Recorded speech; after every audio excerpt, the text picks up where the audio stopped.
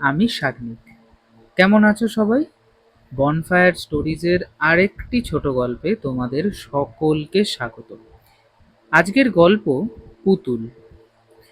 সৌম্য নতুন চাকরি পেয়ে মহা আনন্দে পৌঁছে গেল দরাজপুরে।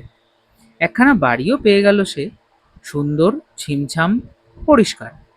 ঠাকুর ঘরের দেওয়ালে নানান ঠাকুরের ছবির মাঝে ঝুলছে একটা 7 কি 8 বছরের মেয়ের ছবি, কোলে একটা পুতুল। বেশি কিছু না ভেবে কাজে চলে গেল সৌম্য। রাতে ফিরে এসে ঠাকুর ঘরে ধূপ ধুনো দিয়ে খাওয়ার খেয়ে শুতে গেল। বেশ শীত শীত করছে, হালকা কম্বল জড়িয়ে ঘুমটা আসবে দিব্য। রাতে সে স্বপ্ন দেখল মেয়েটা ও তার কোলের পুতুল দুজনে সারা ঘরময় ঘুরে ঘুরে বেড়াচ্ছে। তারপর পিছনের দরজা খুলে দুটিতে কোথায় যেন চলে গেল।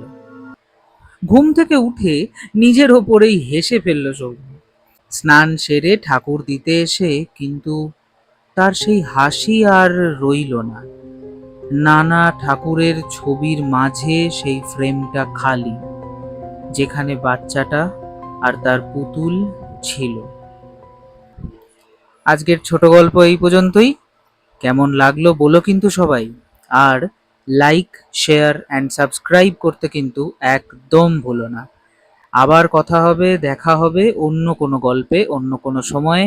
ততক্ষণের জন্য টাটা।